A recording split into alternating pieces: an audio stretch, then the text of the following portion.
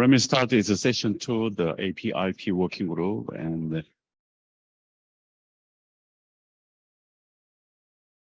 the streaming through Huba now. Okay. Let me start. It's a session 2, APRP working group. The first presenter is the Andrew Howard from the NCI in Australia. His topic is the introduction of the Australia Research Network and the SKA project related. Get going while the guys are doing the technical work in the background. So first of all, it's traditional in Australia to acknowledge and celebrate our First Nations people on whose traditional lands we meet, and pay our respects to elders past, present and emerging. And I'd also like to do that for the native Nepalese people here. Some of the significance of the artwork you're seeing, we had a local Indigenous artist design it for us. Our cloud is called Nirin, which is the term for the edge in the First Nation Wiradjuri language. The Nirin artwork shows lines of communication meeting gathering places represented by the circular features, and the arch shapes represent scientific communities researching in the Nirin cloud surrounded by their data. I'd like to start with a brief introduction to NCI. We're the National Computational Infrastructure in Australia. We're one of 2 Tier 1 facilities. NCI is a facility that enables high-performance computing through our supercomputing platform, combined closely with data storage and services. We have national dataset hosting and curation and provision teams.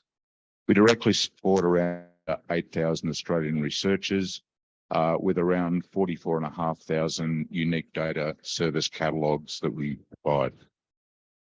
We were until recently Australia's fastest research supercomputer. However, our sister site in Pawsey have just completed their recent upgrade. So we're just in a race to install additional resources on Sapphire Rapids to increase our capabilities. We currently clock in at about 9.26 petaflops. I'm just waiting for the final HPL runs to change that number. When we announced and debuted, we were the 24th in the world. We're currently, I think, at about number 42, but hoping to push back up into the 20s. The Gardi supercomputer is over 7 times faster than its predecessor, which was called Rygen, which we repurposed into our Nirin cloud by changing the underlying topology from InfiniBand to Ethernet. We support the entire spectrum of science, from fundamental things like physics, chemistry, mathematics and astronomy, strategic, looking at environment, medical, geoscience, agriculture and materials. Applied, we are the organisation which, well, with our Bureau of Meteorology, they develop the weather forecasting models on our supercomputer and then run it on their own supercomputer to produce the daily weather forecasts nationally. We're looking at extreme weather events, trying to predict the effects of climatic change. And we have a large role in disaster management and mitigation. So we work closely with our government agencies who do disaster management and provide them access to our facility in case of a natural disaster. We also have some industry involvement, looking at hydrological modelling and medical research institutes. We have an evolving project called Prospect, which is $126 million Australian, which will look at sampling 20,000 people with cancers and aligning and providing access to unique drug treatments. Australia has 2 Tier 1 HPC facilities, as I mentioned, NCI and our sister facility, the Pawsey Supercomputer Centre in Perth. Both centres provide supercomputing, cloud, data and analytics, and most importantly, community outreach and training. The thing that makes NCI unique compared to a number of other supercomputer centers is we closely bring together our HPC, our cloud services, and our high performance storage into a single integrated research environment. We provide high performance computing, cloud computing, data services, virtual research environments, data storage, visualization, and HPC optimization. We currently have around 120 petabytes now of Lustre storage, which is connected over a 200 gig fabric, and around 30 petabytes of Ceph, which is connected over a 100 gig Ethernet fabric. I'd like to diverge into the Square Kilometre Array, which is a massive project which will stretch all of our network and supercomputing capabilities way beyond anything that we've experienced. The Large Hadron Collider at CERN has kind of led the way in terms of the data transfer and the international infrastructure that will be required. The Square Kilometre Array is a $1.3 billion European funded project with construction costs. It has 131,072 antennas, which will be located in a remote part of Western Australia, which is radio silent. That in itself generates a number of logistical problems in terms of how we get staff into such a remote environment, how we get the fibers in there, how we actually provide compute capability in a way that is radio silent, and that is, it will be underground data centers. We're expecting around 710 petabytes of data to be delivered to users around the world. There'll be 0.7 billion euros for the first year of operations costs. This is combined with 197 dishes, which will be located in South Africa, including the 64 Mercat dishes that are already in existence. This facility will provide the world's largest radio telescope by allowing both Australia and South Africa to combine and using a capability called very long baseline interferometry. We are able to combine the two facilities to effectively provide a global size radio telescope. There will be one global network supporting this, and if you've been participating in a number of the other sessions, it's been challenging, and we're working consistently to try to build up our 100 gig networks, increase those to multiple 100 gig networks. We're expecting this will is to construct. There are 16 countries participating, and the plan is to deliver over 50 years of transformational science in radio astronomy. There are multiple phases of the SKA. First of all, SKA low, which will be delivering about 7.2 terabits per second. That'll be data reduced down to about 5 terabits per second and generate around 350 petabytes per year. As you can imagine, continuing to scale out the storage facilities for this is going to be a major challenge, both in energy and computation capabilities. This will be followed by SKA mid, which will be generating 8.8 terabytes per year, reduced down to about 5 terabytes. And once again, the final output product will be about 350 data per year. So the data flowing from the satellites or from the antennas is transferred to a signal processor on stage, and then transferred to a projected global storage system,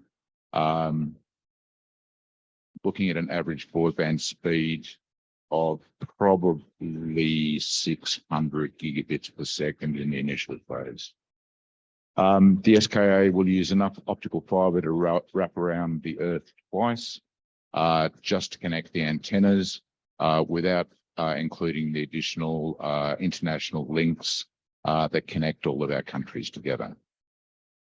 The computing power required for each of the two SKA supercomputers will exceed that of RICAN. So we're looking at 2 or 3 exascales to even be able to process this data. And every year, the data volumes produced by the square kilometre array will fill around 1,500,000 gig laptops. So the SKA organisation in Australia is a collaboration agreement with CSIRO, the Commonwealth Scientific and Industrial Research Organisation.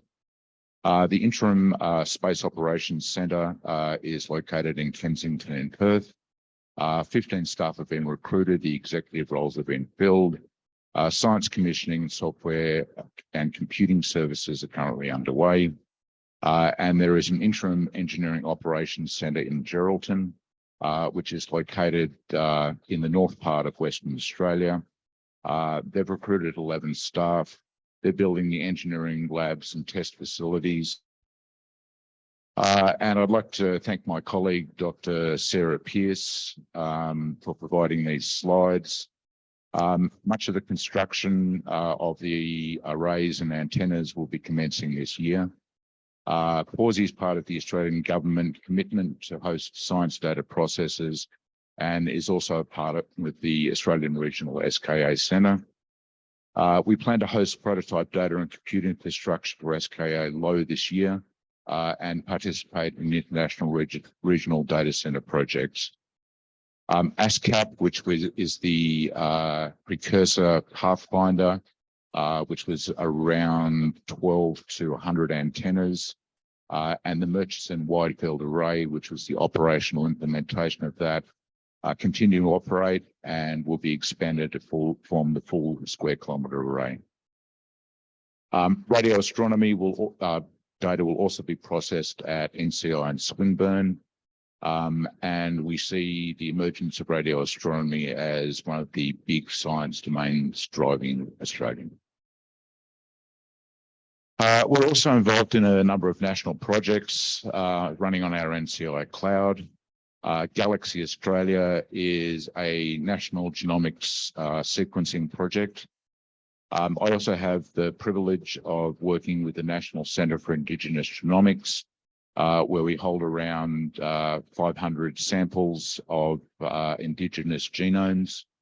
As you may know, the Aboriginal or Indigenous population in Australia goes back 60,000 years and presents a number of diverse genetic features which are not covered under by any other ethnic group.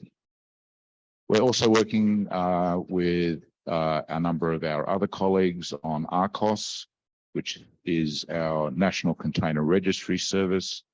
We're using Harbour as the front end for that.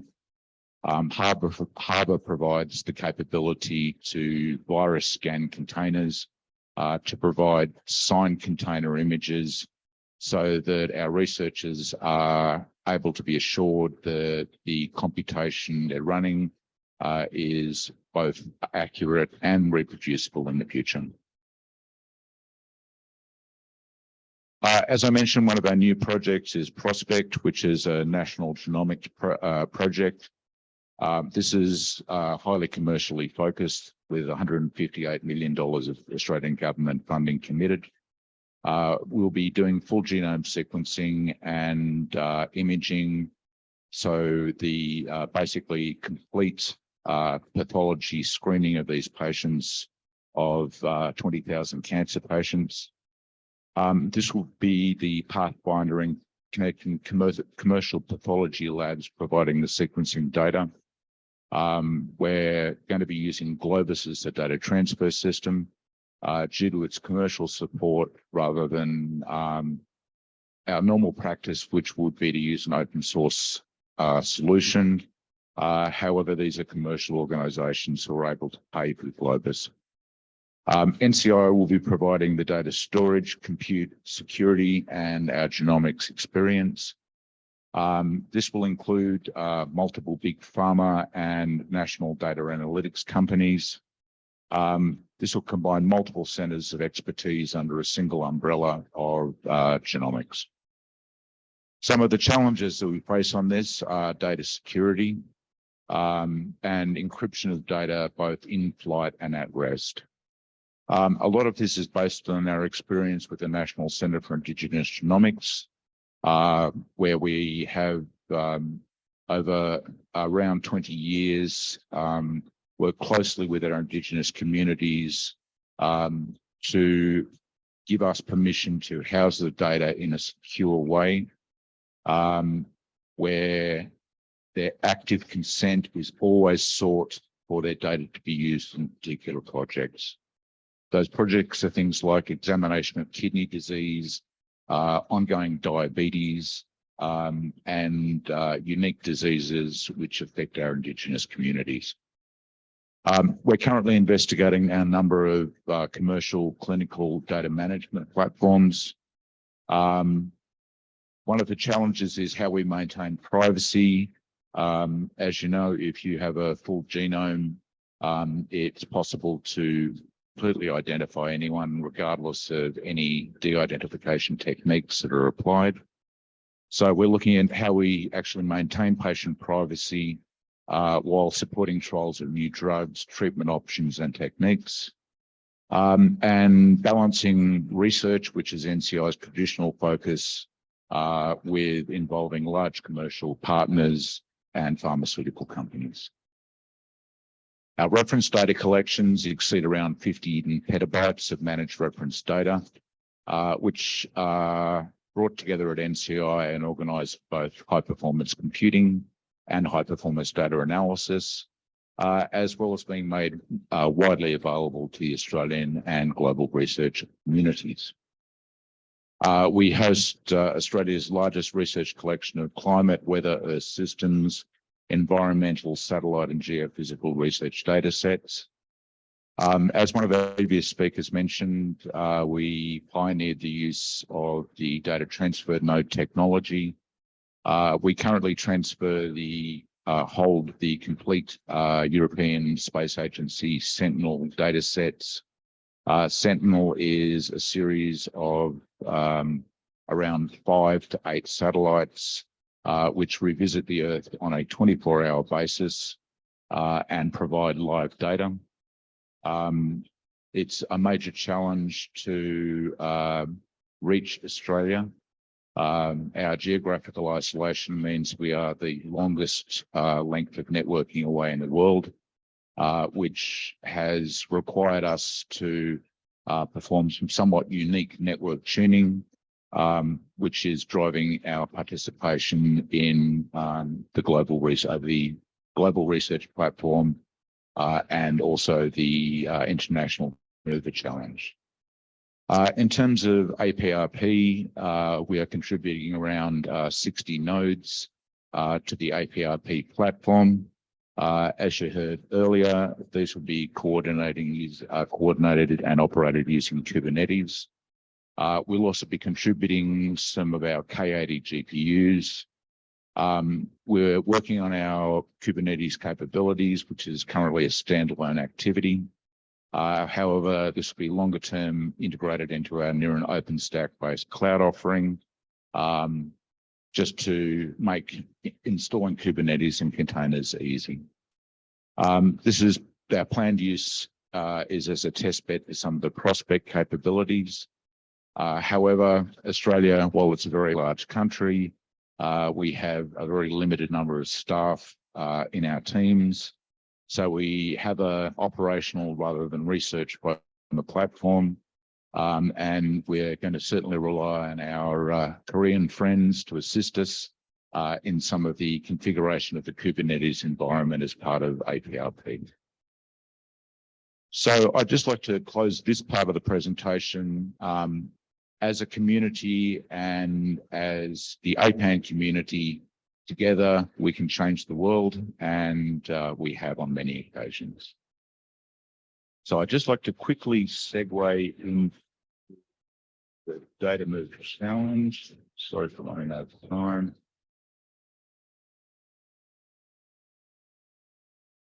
For those of you who are not aware, there's an activity called the International Data Mover Challenge, which runs every 2 years. It's a competition hosted by the National Supercomputer Centre of Singapore.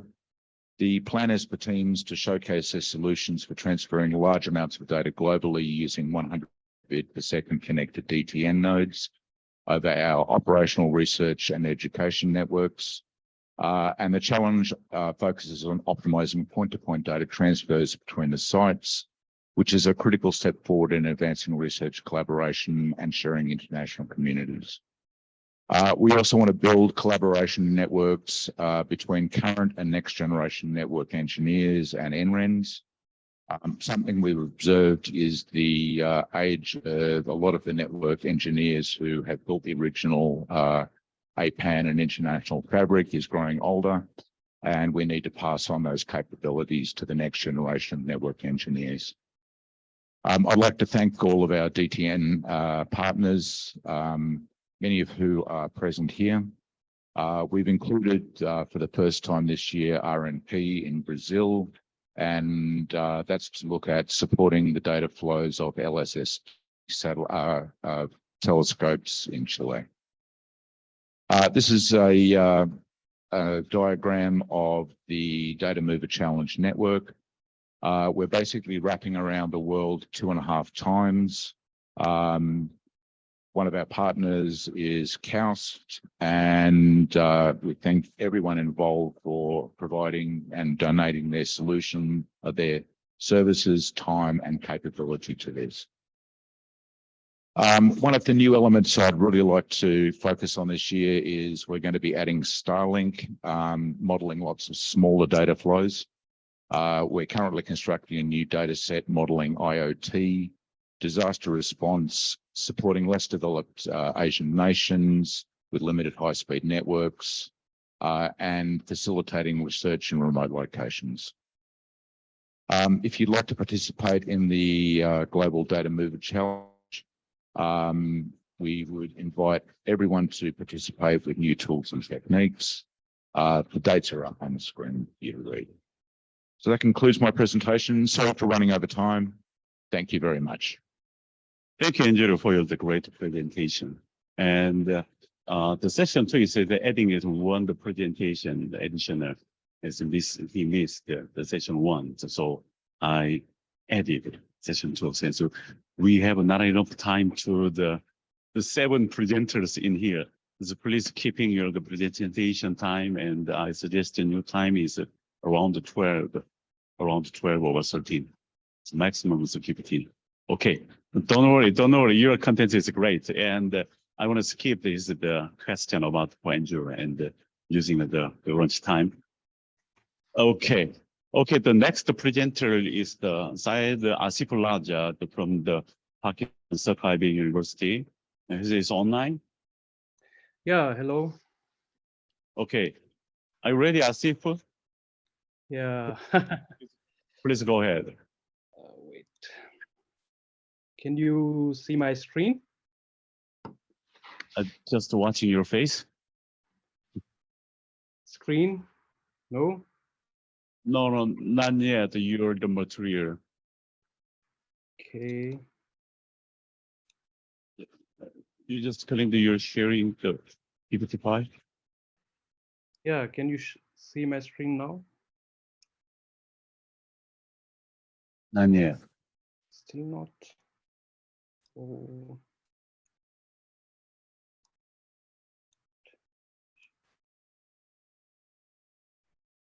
What about now? It's not yet. The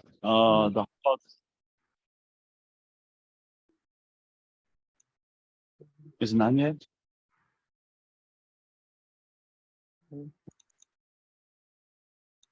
Oh yes, Asif, it's a stopping sharing and restart again, please. Okay.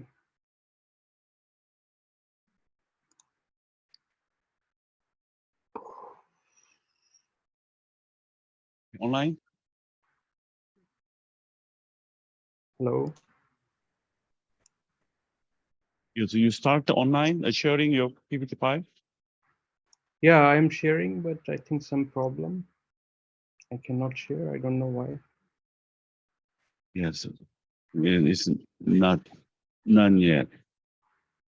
Sorry, screen is not sharing. We're not sharing. And someone just stopped this. Wait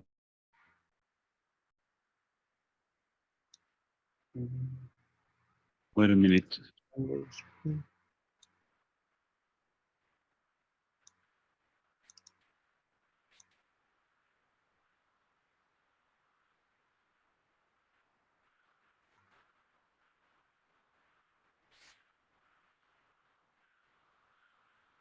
Hello. Oh,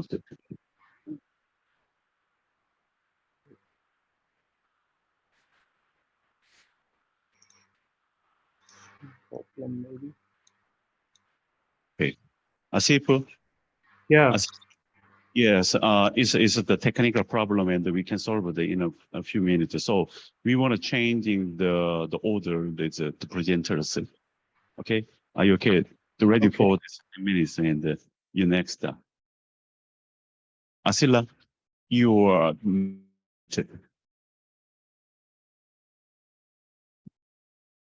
and Andrew is Andrew as a come up to this screen on the line. Okay, okay.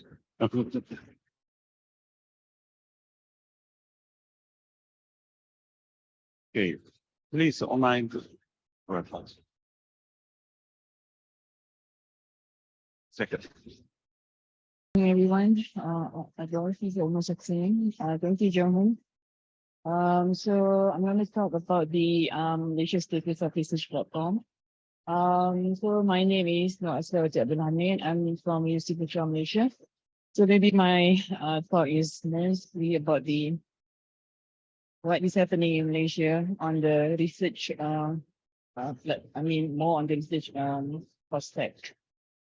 Okay, so this is my content. I'm going to talk a little bit on the Malaysia key research areas and some quality of science, technology, and innovation in Malaysia from 21 to 30. And then Malaysia Open Science Platform and Malaysia current IT research infrastructures and some aspects on the HPC in UTM and conclusion. Okay, so in 7 years, Malaysia has put some investment in the R&D to become a knowledge-based economy country, and they identified some objectives or goals in order to achieve these objectives.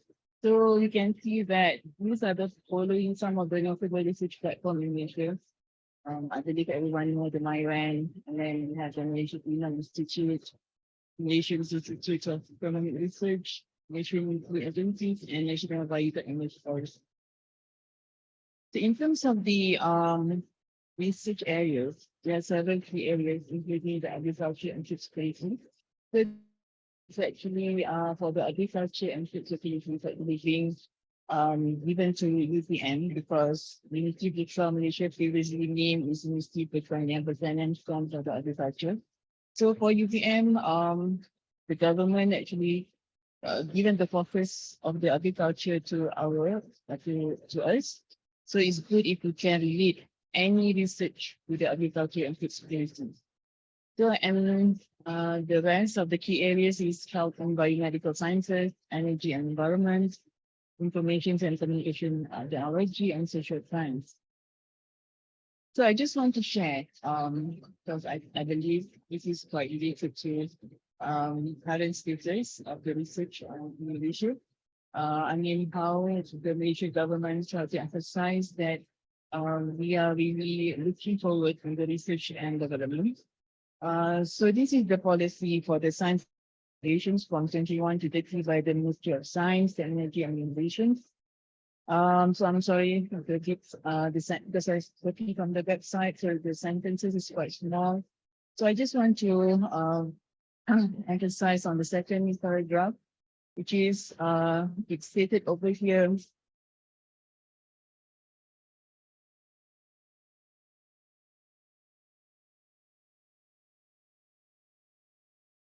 So it's stated over here, NSPIP stands for National Science, Technology and Innovations Policy.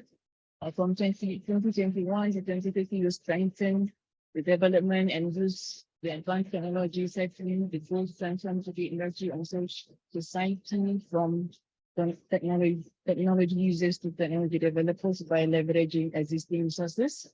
So you can see it says here, it effort to achieve this goal are supported by the empowerment of local talent and the national strategy areas, legislations and regulations that support the development of SDI, as well as the upgrading of technology infrastructure, including digital technology.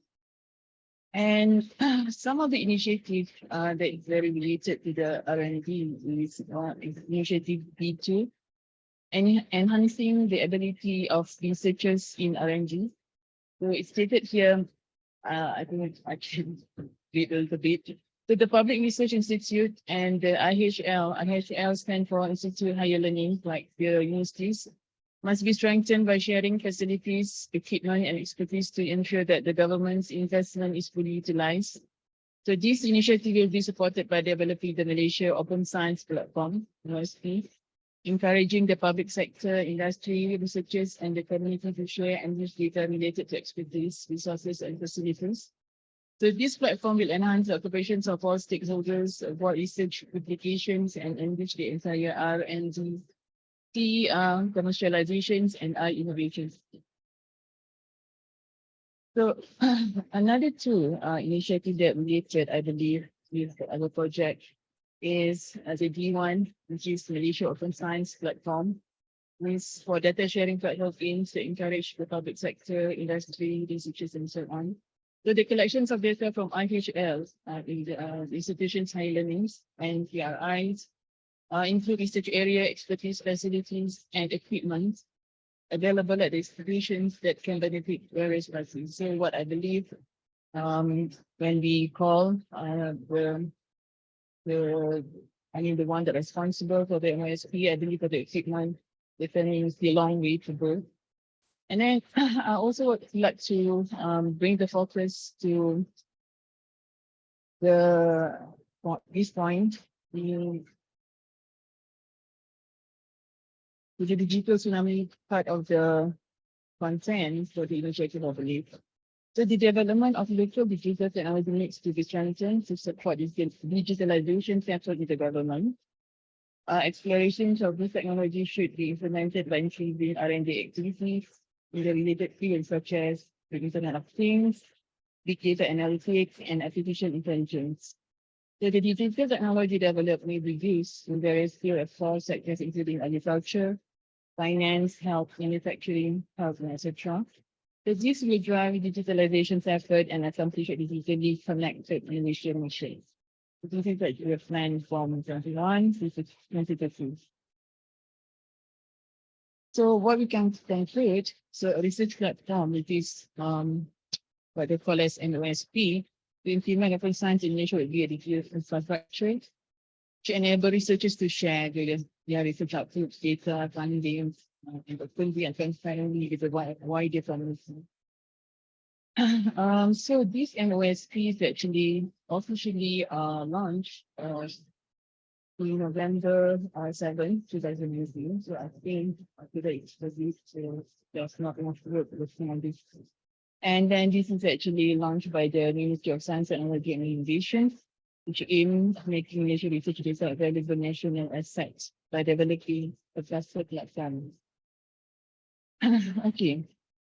So this MOSP is an initiative being led by the Alliance, which is formed through the Academy of Science in Malaysia. So the Alliance comprises from the academia, industry, and environmentalists. And the primary role of the Alliance is actually to develop the policies, guidelines, and sharing the management of research data in Malaysia. And also the MOSP Alliance is also responsible for the development of management of the MOSP platforms, which is digital platform that allow research to deposit, access, and share research data. Okay, so this is actually some of the, I guess, what the alliances have plans of within some deadlines for the open science in Malaysia, which include data sharing, different server collaboration tools, research metrics, open access journal, training, and so on. But I can see that as one of the UC's definitions, we do really that the security skills in very beginning stage. So this is a part of the alliances for the MSP. So now I'm going to discuss a bit for the Malaysia Foreign structures. You can see that infrastructure, maybe my focus is on the research and not the widespread use. The community, I guess, in which is quite good. But for the research purposes, it's not yet fully developed. And there is a growing need for the advanced computing, such as the HPC, to support research and innovations, as what we heard from Dr. Fiza earlier. And actually, in recent years, Malaysia also made significant strides for the IT infrastructures, including HPC centers and data centers.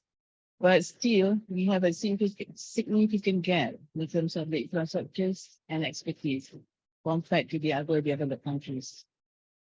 So this is actually bring us to a significant barrier in terms of the research progress, innovations in various fields, including science, engineering, and research, and social science.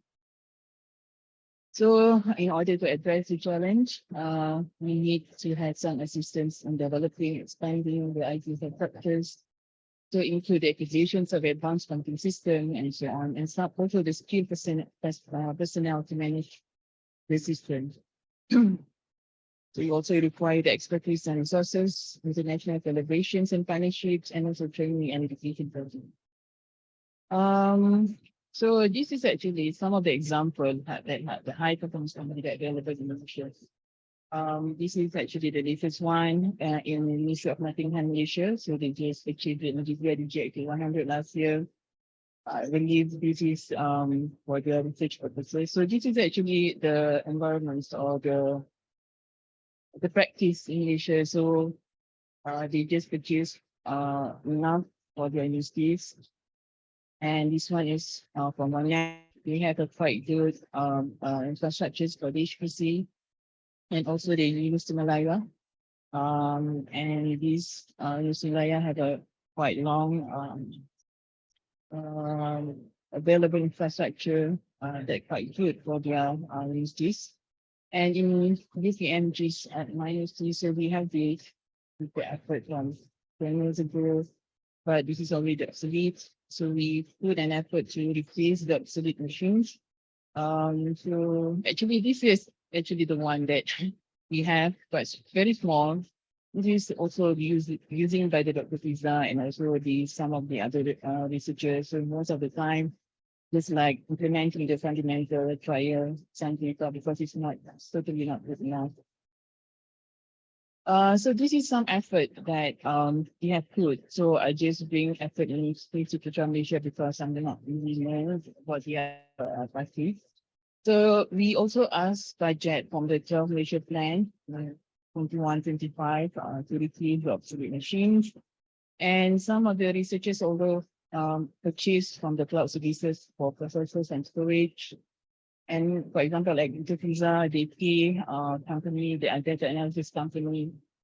She told me sometimes they pay normally like 50,000 ringgit for one process. And recently they actually organized a workshop for awareness on how to do this data processing, because they are looking forward for the project. So they do not have to pay for the data analytics company anymore. So we also have the collaboration with the APAN project, certain projects and groups. And in terms of the teaching and learning, we join like the technical and IT technical community and data processing to make sure that our children had. We also join the HPC advisory council to make sure that we have some experience on the real machines. And seven other, we also one of the Kuda teaching centers, and we get some budgets from the NVIDIA, just have some experience using the GPUs. So this is actually the projects that mentioned by Dr. John Fu, Jun So Kim, So we are glad we managed to have this project installing our PCs. So this is the picture. So this being installed in 68 December. The one lasting no two working and one switch. Pretty good. So as conclusions, the ISO Connection project is a good project site. We still introduce a research platform and resource sharing among our academicians and researchers. And probably will be a good introductory to open science platforms on site generations, to university transformation, and hopefully enhance into the larger infrastructures where we can use the and share the larger devices. But I guess that's all from me today. Thank you for listening.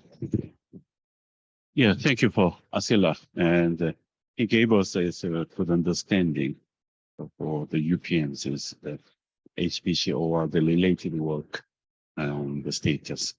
The next presenter is Asif Raja from the Sakai University. He is online. And how about this upload his material? Asif, can you hear me? Can you please allow me to share the screen?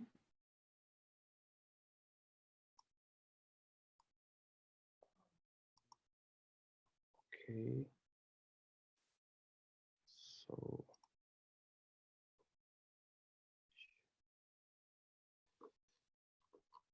It's okay. yeah, I think so. Yep. Okay.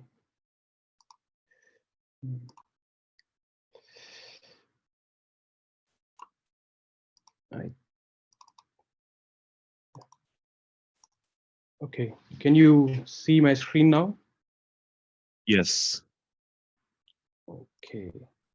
And the presentation mode, please. Yeah. Okay. Is it working? Right? Go ahead. Okay. Thank you for giving me this opportunity to present here. My name is Asif Raza, and I'm from Sakai University. So today I'm going to present about the updates of AI science use cases and the status of our project, Asia Connect project, building a high bandwidth distributed HPC. So these are the contents which I'm going to present today. Because of shortage of time, I'm going very quickly. So first of all, let's have an introduction overview of our distributed platform, which is already discussed by Moon before. So I'm just going to discuss about the activities that we have to complete in this distributed HPC platform. Our first activity was to build a big data superhighway based on the TIAN network. And our second activity was to build a distributed HPC platform, which is already discussed by Keon Kim.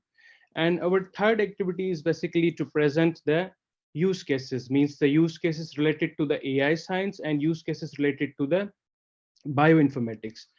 90% of our first two activities has been completed, and we are currently at this stage, at the third stage, and where we are working on, the AI science use cases and the bioinformatics use cases. So let me give you the overview, just an overview of our first two activities. In our first two activities, initially we established the path among these four countries which are going to participate in this project. We connected the Pakistan via the local National Research and Education Network, which is called the PERN, and Malaysia by MyRAN, Australia by OurNet, and KoreaNet also from the Korea. So we optimized the routing path, and we connected all these, four countries together to build a high bandwidth path among these countries. And we tested these paths, and we did lots of optimization as well. Then we installed the DTNs at the participating institutes, along with some tuning of the DTNs, some TCP tuning through which we can achieve the better performance. You can see most of the DTNs connected here in this architecture and connected via our optimal selected route of the TIAN. And also you can see we configured a science DMZ security policy, security infrastructure here, science DMZ infrastructure among all these countries as well. We are also currently working on this part as well to build a complete science DMZ security policy.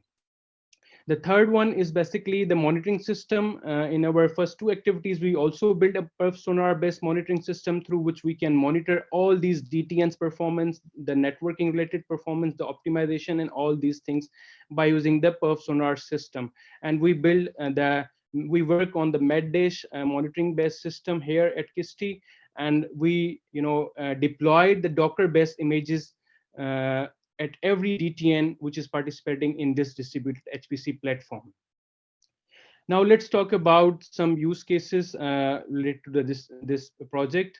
As I talk about the Sakraibi University is mainly responsible for this part.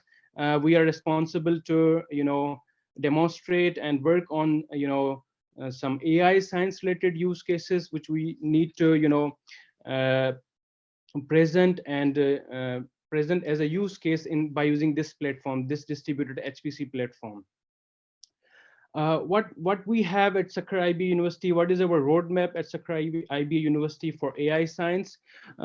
If I talk about the research in AI related to this distributed HPC platform, currently at Sakraibi University, we are promoting the AI research in various ways.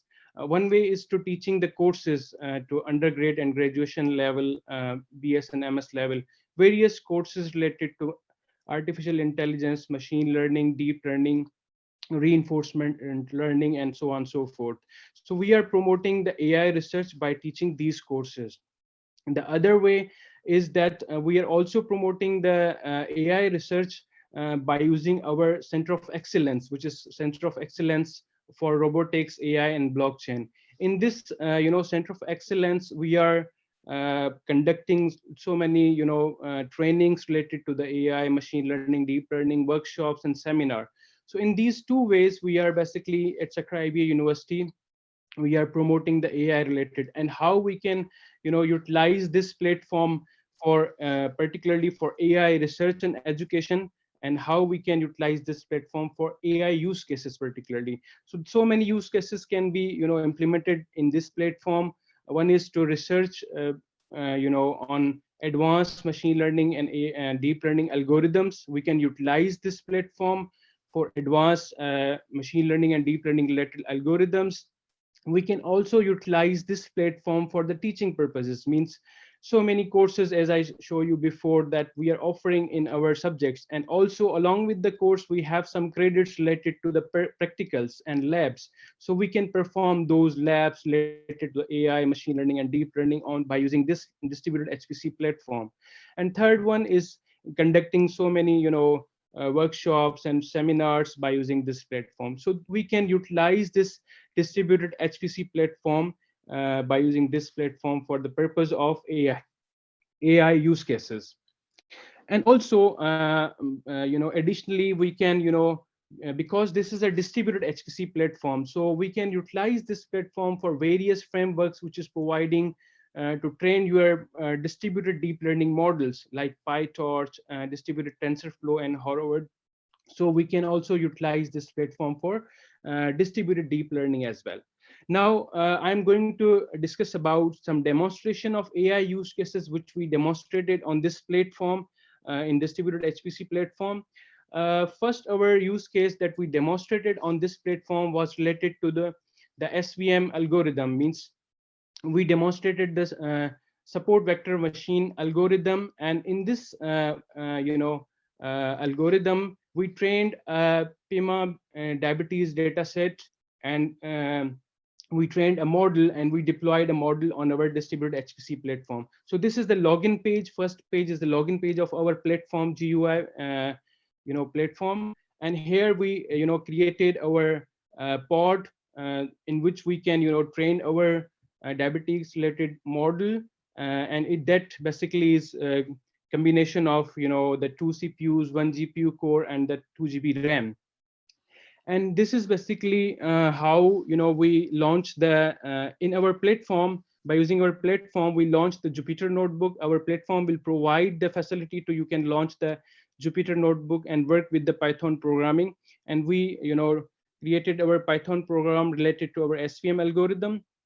And then these are some results where you can at the leftmost you can see the correlation of the the data set. And then we also have some bar plot and scattered plot also. And finally, here you can see the results of our model which we trained in this platform by using this HPC distributed HPC platform. So we trained this model, and then after training the model, we deployed that model by using the fast APIs. We deployed the fast API web framework, and we opened the RESTful APIs by using Python. And then we tested here. You can see by using the Postman request. And here we are sending some features like pregnancy, glucose, blood pressure, all these parameters, and we are getting the results that either this is basically person is having the diabetes or not.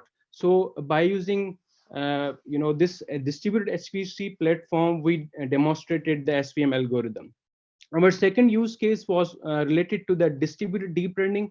Here we deploy our example of TensorFlow, distributed TensorFlow framework, and we use the distributed MNIST example to train the model. We deploy in different ways with the CPUs only and the GPUs only, and we can clearly see the results difference, that if you are running with the CPUs only, then your execution time is higher. If you are running with the GPUs by using this platform, then your time will be reduced. So we can utilize our distributed HPC platform for distributed deep learning frameworks also. And our third use case was related to the MPI. Similar like the distributed deep learning, we also deployed the MPI workflow here in this distributed HPC platform.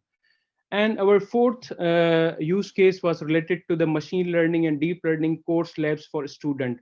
As I told you that at Sakkara IB University, we can utilize this platform for practical labs for students. Means we are utilizing this HPC platform for the purpose of research and education for students as well. So we design and develop various online machine learning and deep learning labs for students, and they can perform by themselves. There is no need of any instructor or anything, because all the instructions and videos, everything's available in this platform, and student will able to learn and deploy some machine learning and deep learning related workflows in this platform. So these are the 4 use cases we currently deployed on this distributed HPC platform. And finally, I would like to also discuss about the status of the distributed HPC platform at current here at Sakkara IB University. As discussed before, we deployed the cluster of these DTNs among 4 countries, but at Pakistan currently we have a temporary DTN server, which is not the permanent, because currently we are shifting the equipments from Korea to Pakistan. Once the equipments will be shifted there, then we deployed the actual DTN server in our data center, and then that will be the part of basically this cluster, whole cluster, and it will be the part of. Other than that, all the interconnectivity, all the testing, all the network connectivity, everything is done. Just we are in the phase of transferring the equipments to Sakkara IB University and deploy those equipments at Sakkara IB University. However, currently we have a temporary DTN server which is part of our cluster and the part of this project. So that's all from me today about this presentation. I hope you got something about the implementation of use cases and by using this distributed HPC platform. If you have any question, you can ask, and thank you very much. Thank you, Asif. And he is one of our co-PI, our Asia Connect project. Yes, thank you again. Please give 2 claps to him. Yeah, so we don't have much time to I want to skip this Q&A. Thank you. Yeah, thank you. Speaker is Gil Kim from KISTI. His title is Update Science, IoT, and Wireless Environment. And the wireless area is for especially 5G or 6G. And he started for the 60 gigahertz. So in the potentially in the next 10 years, within next 10 years, this wireless area is very important. The edge solution for the research platform. Are you ready? Gil Kim? Gil Kim?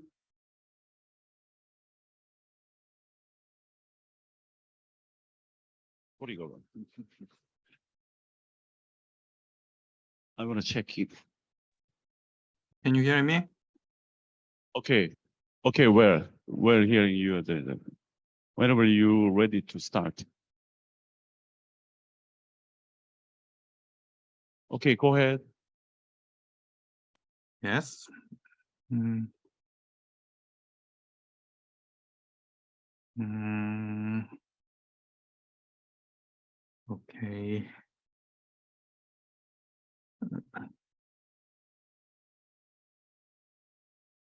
Hello, everyone. I am Gyu Kim, working at KIST. I am very glad to present my work here today. And I have been working at KIST on wireless data collection using IoT since 2018. And since last year, I have expanded my research scope to wireless data transmission. So I'll give a presentation about that research.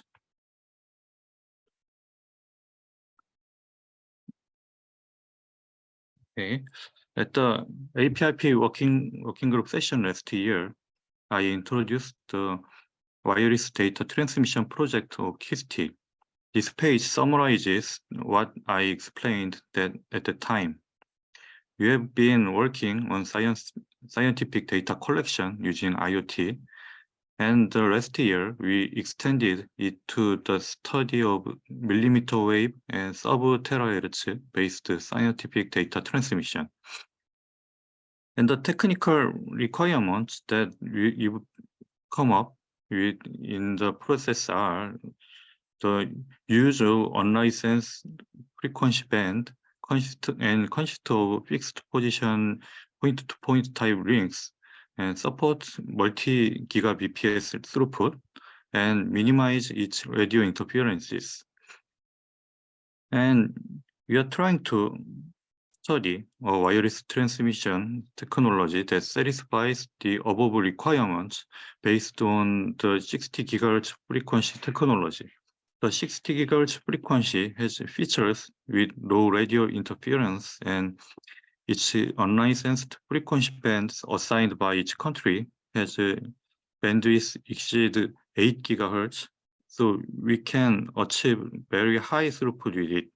And additionally, but the most important thing for me is that the 60 GHz frequency band is the frequency used by the WiGig standard of the Wi-Fi Alliance. So I can easily get commercial RF chips and modules and devices in the device market. Thanks to this point, and I am easily making test networks.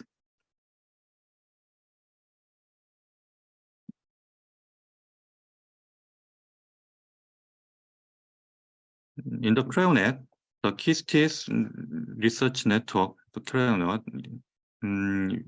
60 GHz wireless communication technology is expected to be applicable in the CREONet in two types. The first one is to apply short-range communication within a few meters to add a communication between large capacity scientific research equipment or research. Then we can use multiple radio links can be arranged in parallel by utilizing very narrow beam width in the high frequency band, and it is expected that the total throughput per certain area will be maximized. We expect multiple links will be placed in 1 square meter area to achieve maximum 3 Tbps performance. The WADAPT group in Europe has been conducting similar research with this since 2016 to apply this type of wireless communication to the detectors of Swiss Sun LHC, the particle accelerator, and we are working to share their 60 GHz short-range communication technology through a research collaboration with Sweden Uppsala University. The Uppsala University is one of the ADAPT members, and we make some projects with them. The second type of 60 GHz wireless communication technology is right side of this page. It is greatly increasing its communication distance compared to the short-range case. It uses significantly increased output power and larger antenna to concentrate the beam more. In this way, some devices can communicate up to 1.5 kilometers, and this can be used as a wireless backbone to build communication networks between buildings or mountain areas. It can replace or duplicate the wired backbones in the research network with wireless antennas, and it will be effective in some cases that the cable installation is difficult. And it also suitable in cases that short-term communication infrastructure is required. Temporal communication infrastructures. Currently, the 60 GHz medium-range wireless communication test network between two buildings in Kisti is under construction. Currently, it is made using equipment from the vendor named IgniteNet.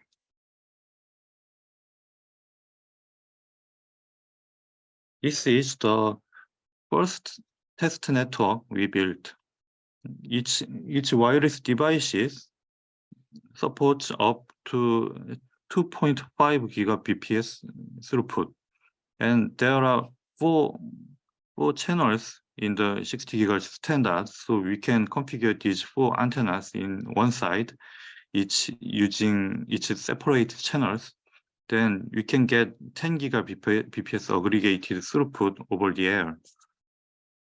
These four parallel wireless links were installed and tested between the two buildings in Kisti last year.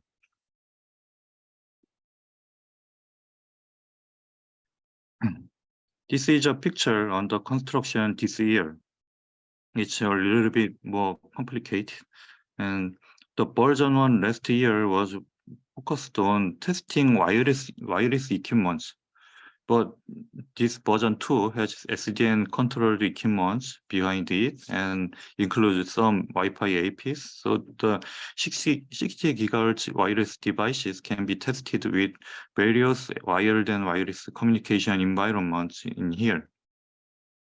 This construction will be carried out in the first half of this year, and we can start test from the second half of this year, maybe. And it is the last page. When the deployment is completed, we will measure its performance and stability through a test server. To set the target performance, we refer to the wireless backhauling requirements, one of the APRP's use cases of the 60 GHz frequency standard. It is assumed that an outdoor environment with line of sight and a distance between APs are about 1 kilometer for a single hop and requires data rates about multiple gigabps.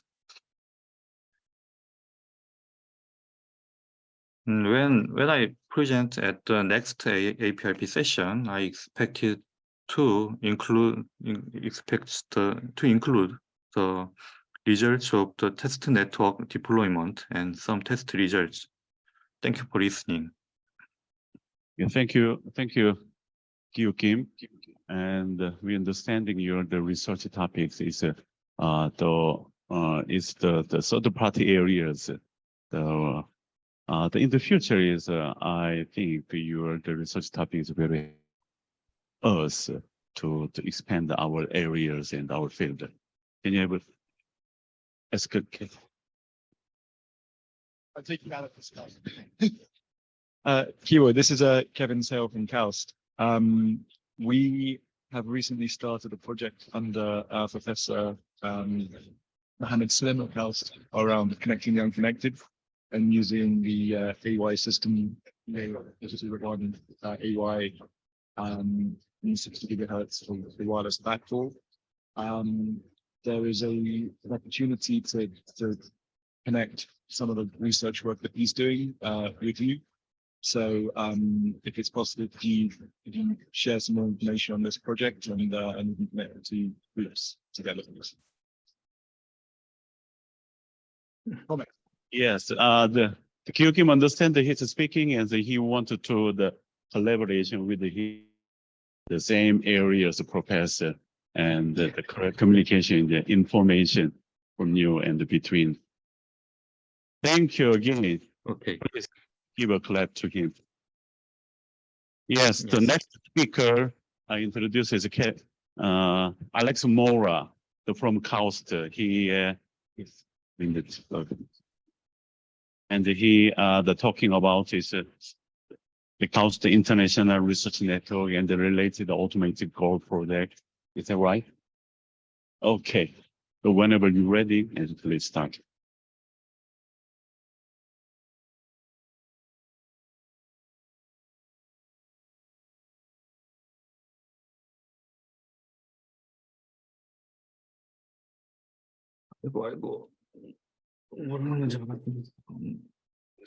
Thank you.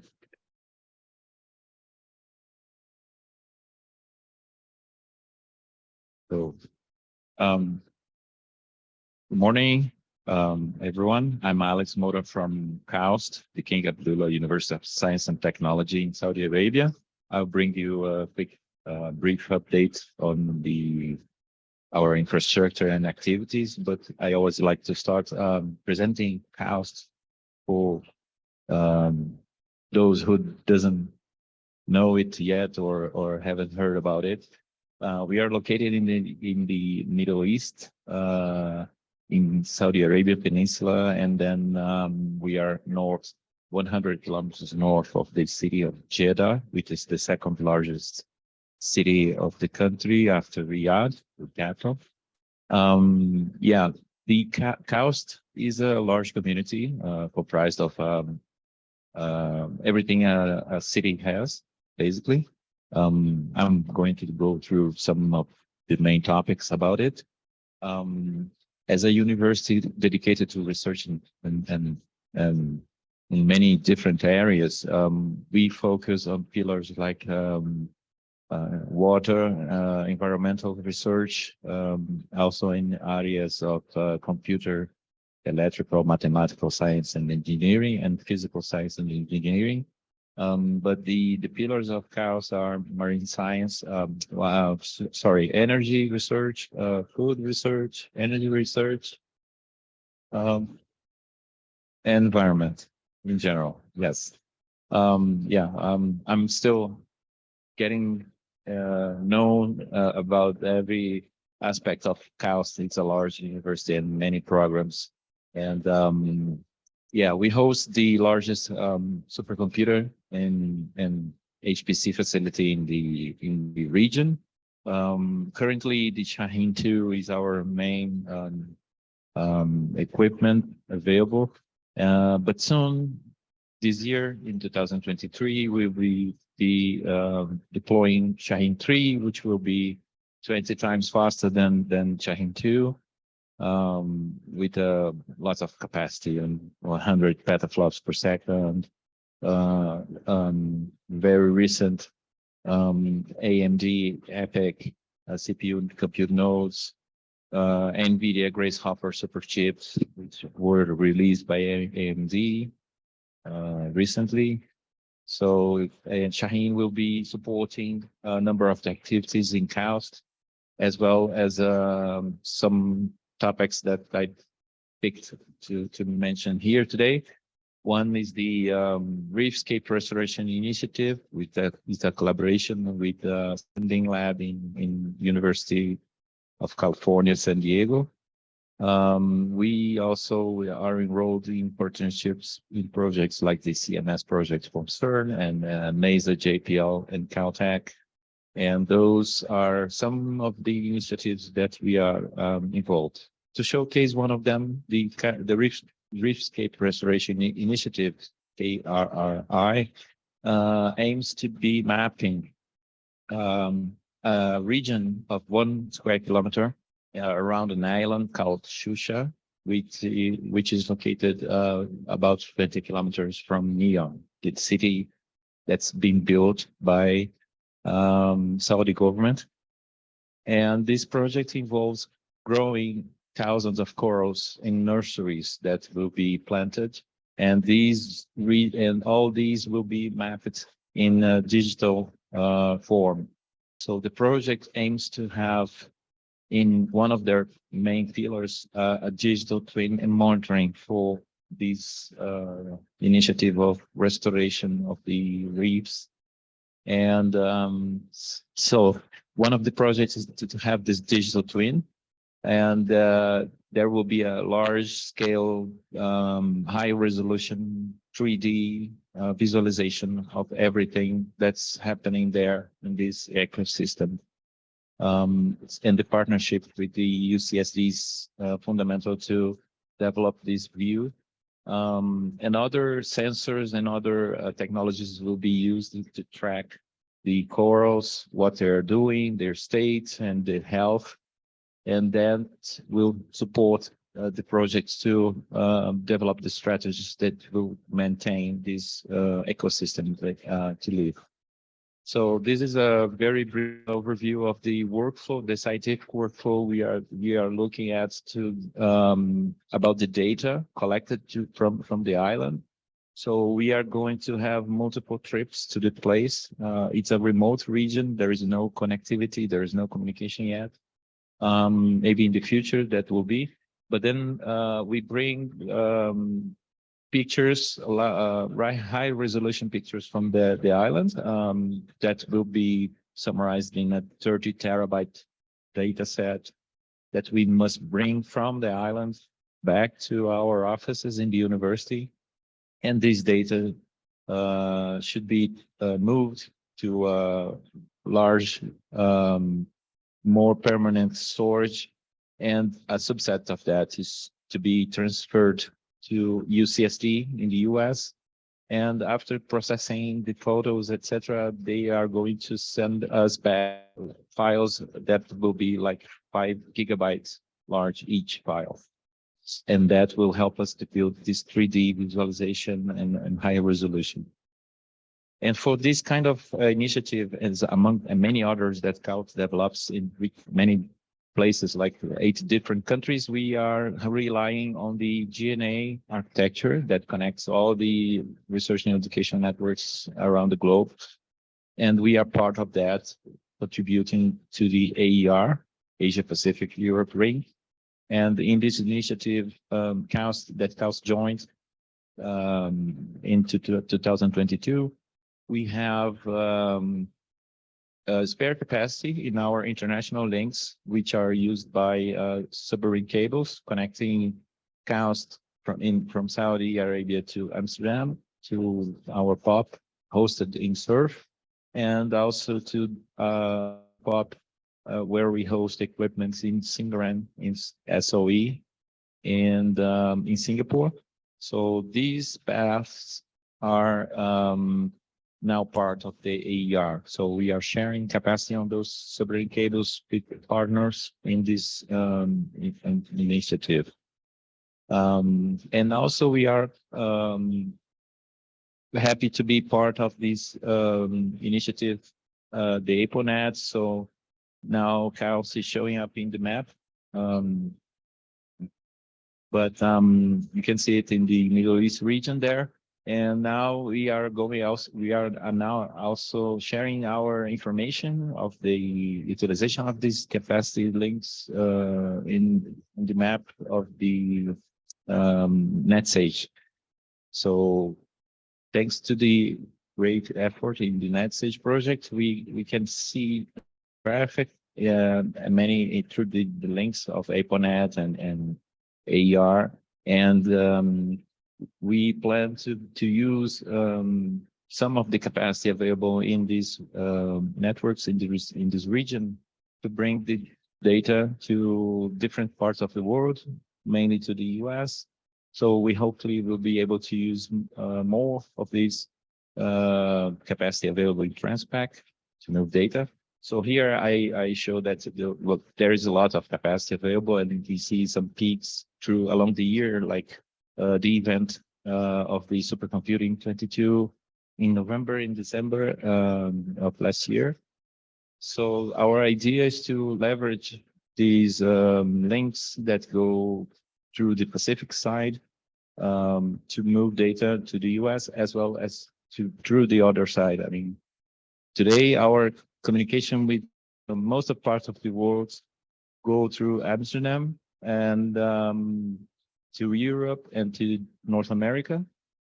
And we have this idea to explore the other side, going from Singapore to Hong Kong, Beijing, Tokyo, to reach places in the US.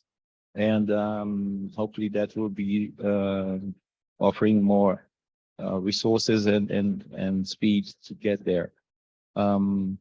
We have this information publicly available through NetSage regarding the utilization of these international circuits.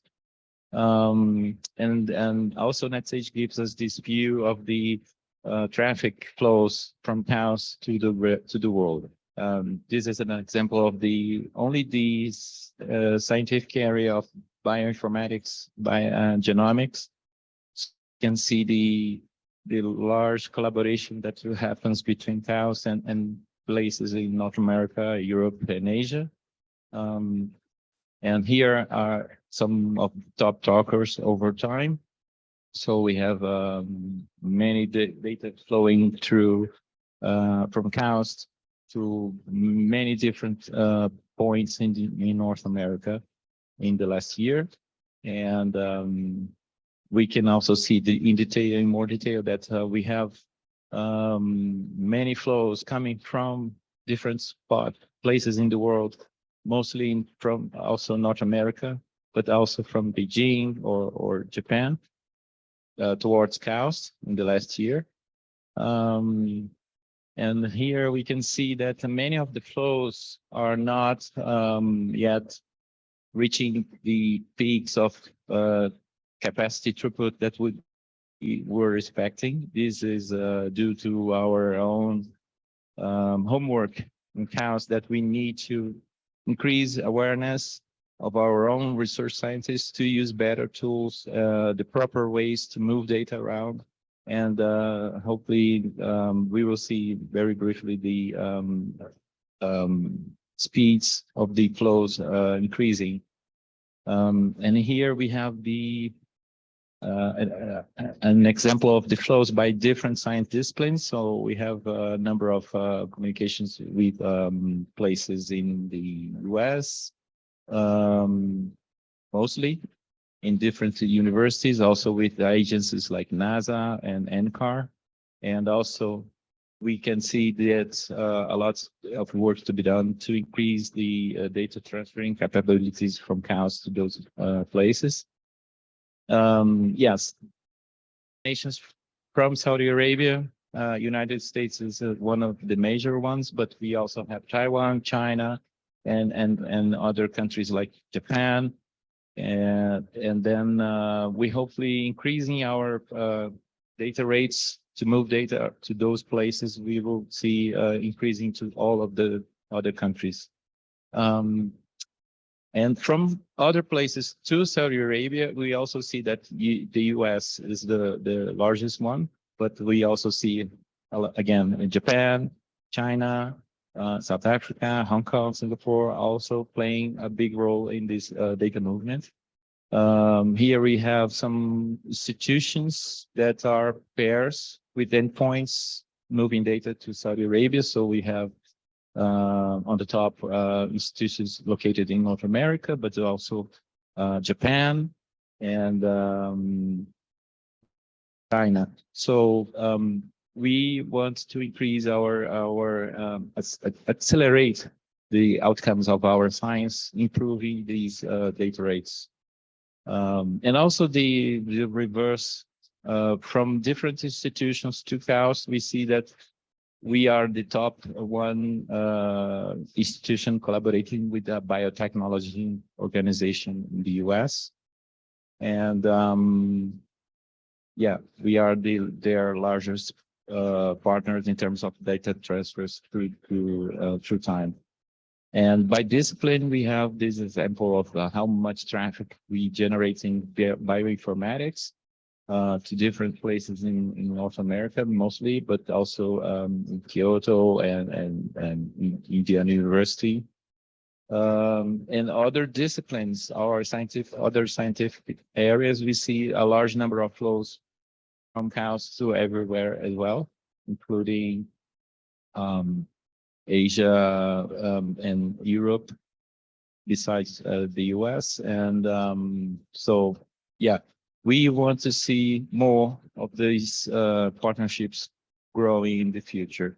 And for that, we are making investments and upgrading components in our architecture to use new automation and traffic engineering to improve these data transfers through time. One project that we are aiming to leverage to improve our data transfer capabilities is the Alterable Sense project. So Chaos is already showing up there on the top left corner of the diagram. And this initiative is helping around the world to connect dedicated light paths in layer 2 circuits to improve data intensive science all around. And also the Global P4 testbed is another initiative that aims to have this next generation testbed in a programmatic way using P4 language to build new capabilities in the infrastructure, network infrastructure. So in our roadmap, we have activities like start sharing NetFlow data to NetSage to improve our visibility of the traffic in the tool.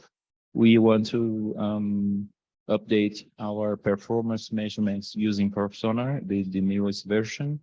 We have plans to keep collaborating with initiatives like the Network Research Exhibit during the Supercomputing 3. We want to try this to verify the end-to-end performance using circuits to the US through the use of the Alterable Sense testbed and RARE and the P4 testbed, as well as try protocols like Quake and BBRV2. And yeah, that's it. It's our summary for today. Thank you for Alex Mora. And this content is normally most of our the presentation is related to system and the application area, but this is the backbone area, and automated role is very important in the future, where because the backbone infrastructure and the technology they have to combine with the upper layer. It means that it's a research platform, and so we don't have much time, not enough time to just skip the Q&A, and I want to introduce next speaker. And Asif Han there, are you there? Yes, I'm here. Okay, please upload the presentation file, and whenever you're ready, Sure. and go ahead. Please keeping your time. Can you stop sharing so I can start sharing? Okay. Yes. All right. Can you see my screen?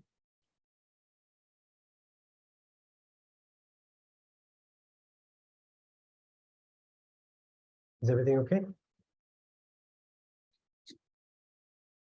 Yes. Okay. Go ahead. All right. All right. Thank you, Jeng-hoon. Hi, everyone. I thank the organizers for the opportunity to present at this conference. So I am speaking from Qatar. So good morning. I think it must be afternoon for you all over there. So it's a missed opportunity that I couldn't come, but I'm happy that I'm able to share my work from here. So I'm going to dive quickly because Jung-hoon told me there's not much time. So I'm probably standing before your lunch. So I'm going to give you and showcase an application of HPC for bioscience. So the topic I have today is a Viva platform for viral informatics. Now, before moving on, as part of the APRP Secretariat, I'm really proud that we have come a long way, that we have the 11th APRP today in Nepal. So this is just a very quick rundown of the history of when we started in 2018. Right, moving on. So this is the topic, why Viva, which stands for Viral Variome Analyzer, is a platform that we have developed for surveillance, diagnostics, drug design, and vaccine target discovery, of course, for viruses, as given the name Viral Variome there. Variome, just as a definition for those who are not familiar, basically all the variants, mutants, basically different strains of the viruses, the sequences of those viruses. So variome, basically the whole population of those variants of a given virus or a population of a virus. So we are interested in studying that. Very quickly, a bit of a history. I think we all are very familiar, about the role of viruses in the history of human pandemics. This picture is actually more about the history of human pandemics in general, the notable one, the recorded one. And of course, this includes bacteria and all that, but we can see viruses have also played a very important role in terms of morbidity and mortality. We can see HIV, 25 to 35 million deaths, and Spanish flu, Russian flu, etc. And of course, the most current one, which we are still, still within that pandemic of COVID-19, and the last recorded number was 6.6 million deaths. So this is still ongoing, and so it's a very important area for us to study viruses and the diversity of these viruses. Now, we do have an unprecedented opportunity to study the viral variome, given the high throughput technologies that are churning out sequences so rapidly. And I will give you an example of that, how rapid is that, and the growth of the data that we are seeing.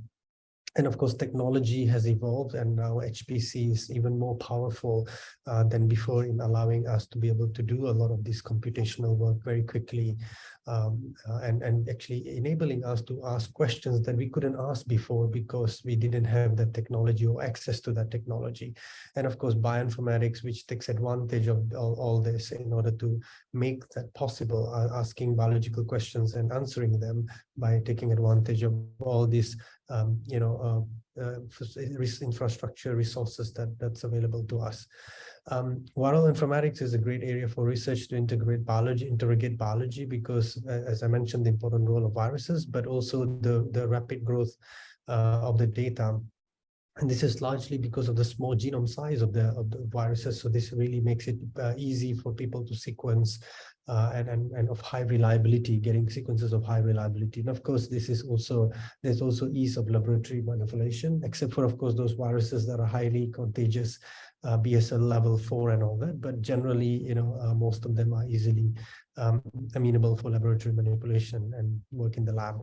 Right, so I want to focus in terms of the variome, which is the variation, and just to give you a quick idea of what kind of variation we're talking about. So genetic diversity is the variation at the DNA level. So you have different viruses with different DNA sequences. That's called genetic diversity, and that diversity can impact our ability to diagnose the viruses, to detect the viruses in terms of the sensitivity of our detection tools and the specificity of the tools.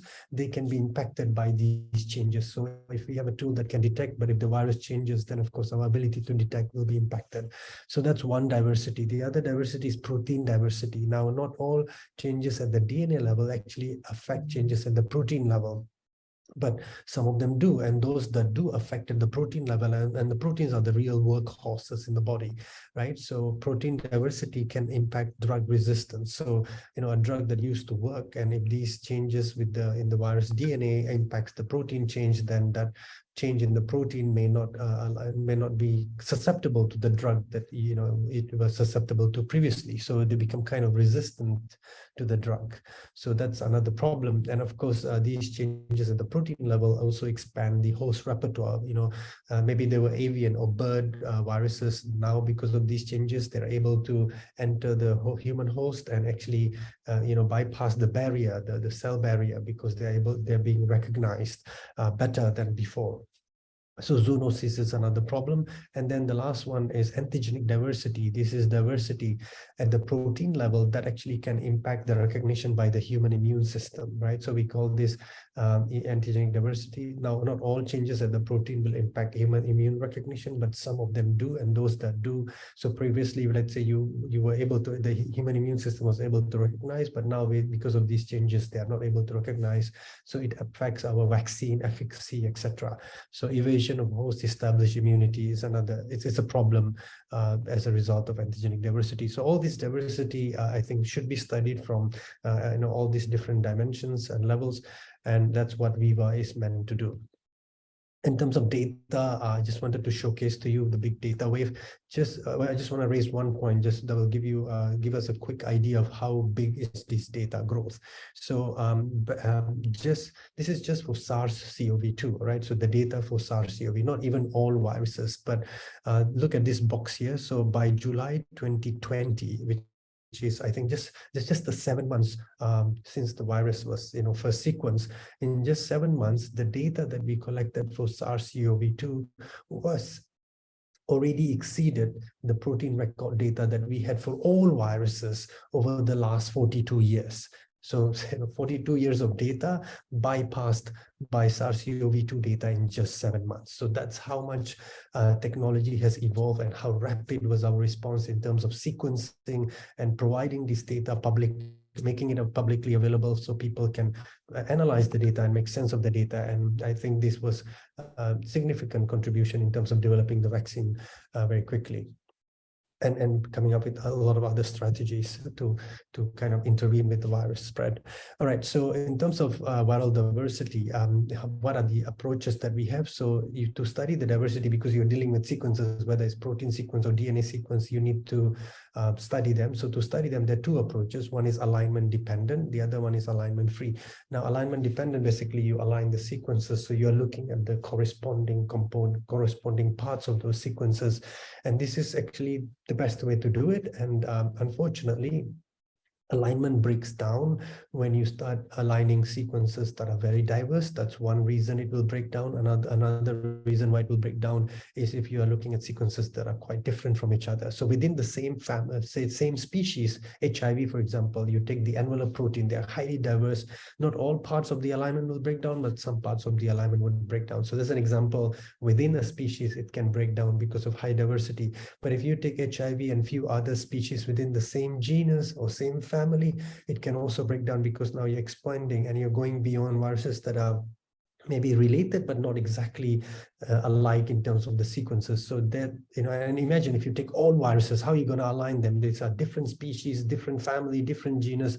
It's just going to be very challenging. It's just impossible to align them. All right, so you need another approach, which is the alignment free approach.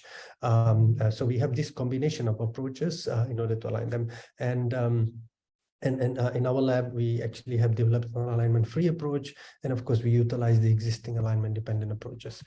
So the Viva platform, this is the Viva platform that we have come up with. This is not made publicly available yet because we are doing some final touches. It's still in production phase, but hopefully we'll be able to release this for public use very soon. How did we build this? So what's the workflow like? So the system components, it's just a simplistic version. Of course, we collect the data from the public repository. So in the case of viruses, we have NCBI virus. We have GIS8 and few others. GIS8 is very restrictive in terms of what viruses it handles, but NCBI virus has all viruses. So it's a very good platform to go to, database to go to, and it's very well organized. So we chose that. And we, of course, process the data. There's a lot of processing, and we have tried to automate some of this process and make that available to our users. And ultimately, this data is aimed to be stored in a viral database.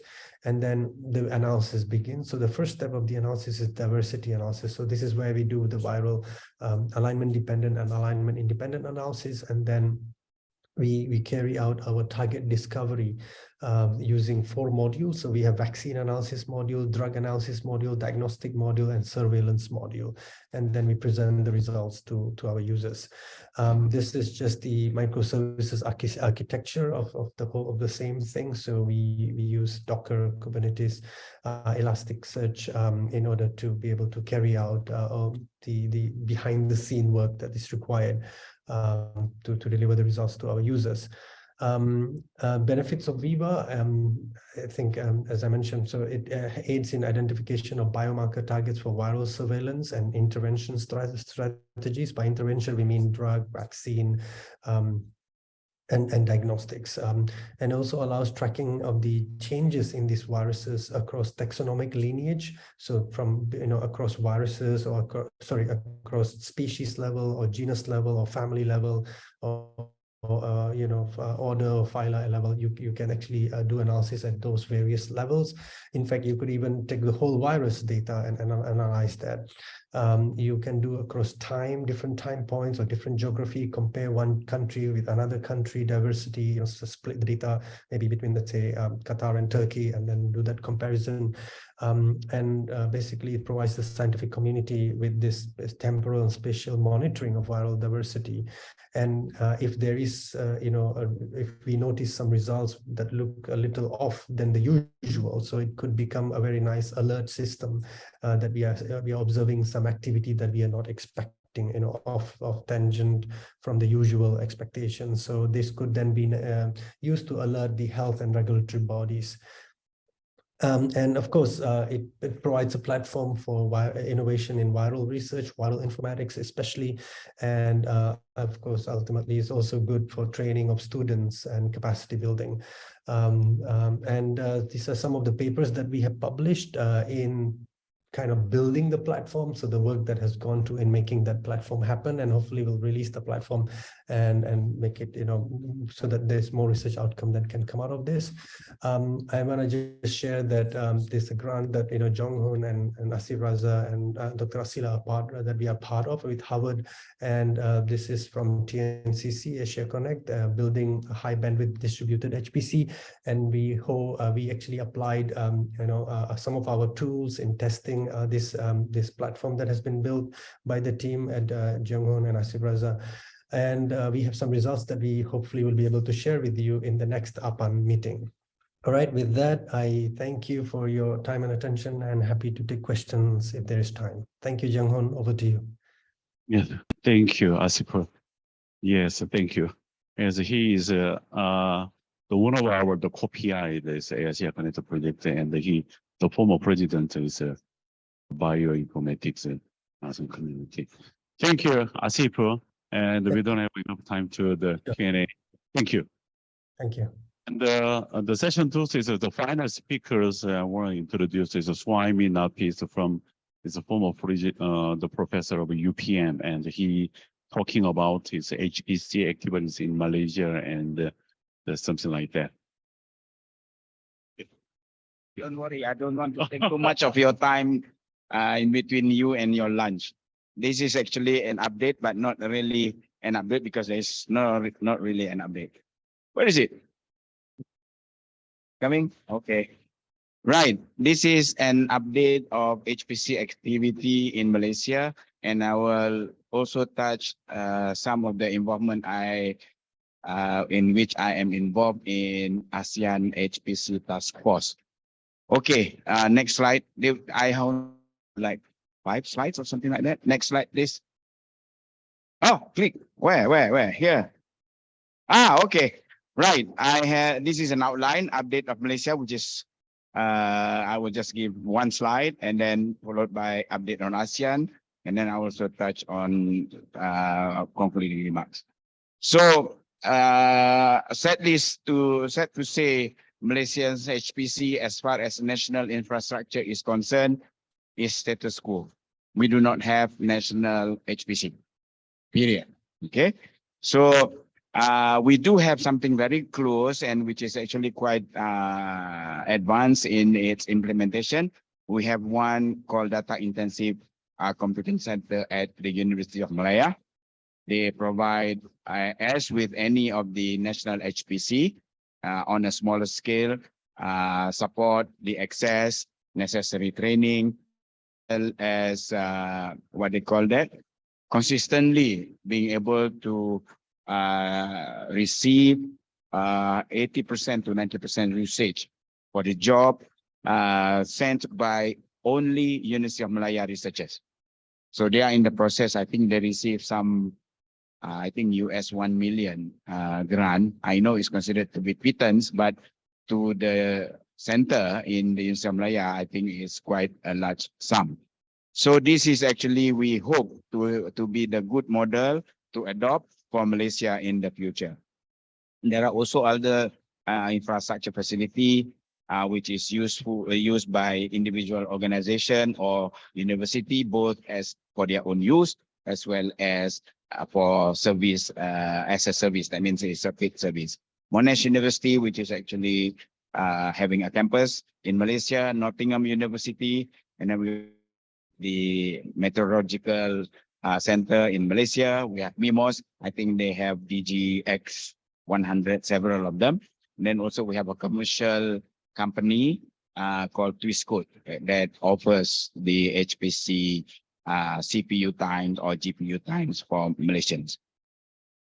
Okay, the update a little bit about the ASEAN HPC Task Force, of which I am one of the member. They call it key opinion leader. I don't know for what purpose, but I'm one of those. We discuss matters on shared HPC among ASEAN member states. So this is something that is ongoing for among ASEAN member states. We understood and we still trying to address the diversity and the disparate activities as well as disparate expertise with Singapore and Thailand having the national supercomputing infrastructure. So Singapore and Thailand are the two leaders in terms of providing guidance and so on and so forth for the rest of the ASEAN member state. There is a big gap on technical expertise on HPC. So under the EU-ASEAN collaboration, a series of HPC summer school are organized. And I think it's gone into the second one, which was done, can't remember, I think it was last year, late last year. So there is the feasibility exercise to see whether the ASEAN member state project can utilize Japan's Fugaku supercomputing center facility. And of course, they provide some compute facility for selected project by ASEAN member state. And according to Satoshi Sensei, it has been successful and they are very happy to see, although very small scale, some blip of hope for actually being able to provide such facility. But of course, you need to have some form of, how should I say it? You know, you have to practically pay or somehow you need to have a project fairly similar to what the European or any other which actually provide. So it's not free in a way. You have to be involved in a project. So this is, okay, I have this one. The first EU was in July 2021, and the second EU HPC school was done last December. So it has benefited the EU and on the Fugaku collaboration and such the access to an advanced level of HPC are not known to some countries. So this is something as an excellent opportunity. The summary report by Fugaku highlighted 2 projects with heavy utilization of above 95% from Thailand and Malaysia. So this is something in which the project by the Malaysian and Thai researchers have shown some leap of hope. But we still hope the unengaged like Laos, BDR, and the rest of the ASEAN nation to actually come on board also. So the online material, to those who are interested, maybe to have a look. They set the what they call it, online material at the https://hpcschool.net. So the 2023 ASEAN HPC is planned to be in Indonesia, and further detail can be found at the school website when available. So please spread the word to those of your colleagues so that we will all together help some of the ASEAN member states to come on board. I know it will be not so. If you look at this and compare to what they call it, the one in Saudi Arabia, this is actually like, I don't know, maybe the space and the earth, the bottom of the earth. So it's quite far in terms of the gap. Okay, so this is something in which we have to pay attention to. And I think this is what this group is trying to hopefully be able to achieve. One of the things is this is something fresh and still under private and confidential, and I think Johan knows about it. I have said to him and said he knows this project, so I'm able to give this Korea ASEAN Cooperation Project, which is called Science and Technology Knowledge Infrastructure Construction.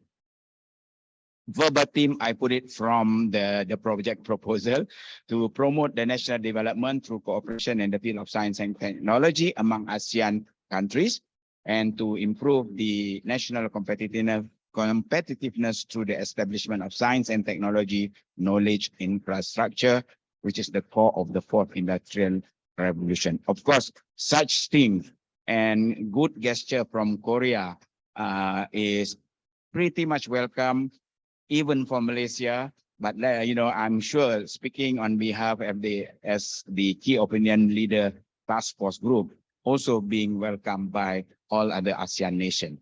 So a little bit of the project, there is an infrastructure and infrastructure component. There shall be the data center with HPC, CPU, and GPU. That is supposed to be a knowledge platform for resource sharing. And there is also education and training in the form of human resource education and exchange system. So Jong-hoon asked me to give a little bit of a comment about that. My comment is very simple. Funding structure. Is it a co-funding? If it is a co-funding, forget it. Because to me, I have been there, and since I served as University Putra Malaysia's lecturer and until I retire, it's like taking blood from stone when it comes to getting money for some sort of research from the government. So I say maybe that is something in which we need to consider looking. Co-funding may be not a good idea when it comes to funding structure. Number two, actually resource person and expertise.